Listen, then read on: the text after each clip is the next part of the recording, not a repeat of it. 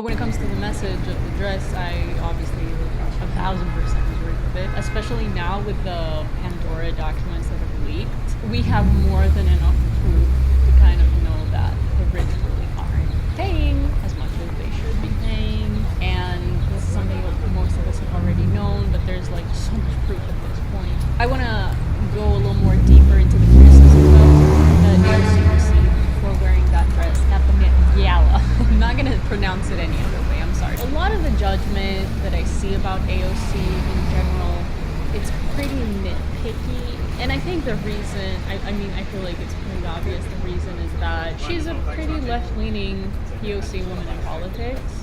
So obviously, I think people are going to be a lot more nitpicky with a person like that than they're going to be with any other type of politician.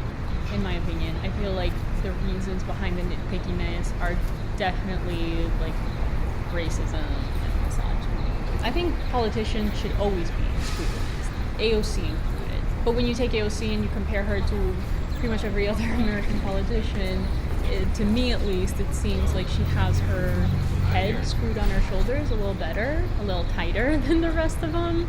She also doesn't come from a wealthy background, which to me is really important, that she doesn't come from a family of politicians because those are the most corrupt. The fact that she is a POC woman is also very important because it means that her experiences in life have been a lot different from the majority of the male politicians out there. It means that she has more of a compassion to empathize with women and with people of color. Being a POC woman does not automatically mean that you are going to be compassionate towards people like yourself, but are the chances higher? I think so. And especially for the US, where people are extremely diverse, you also need people in power that understand that diversity and don't pass laws and regulations that harm marginalized groups of people and oppressed groups of people. The other thing that I hear is that she's really annoying. It just kind of baffles me how people don't understand the concept that politicians don't need to be likable. Like, it's not a popularity contest. That's what it's ended up being. But that's not what politics should be. Politics are voting for the person that's the most capable of serving the majority of the people of the country.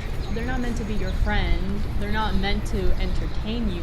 Their job is to serve you. I think especially when it comes to the discussion of politics in the US, for us and the rest of the world, we are desperately waiting for the US to start taking action against the climate change, which is something that the US has contributed to the most through their military industrial complex, through their insane amount of energy consumption.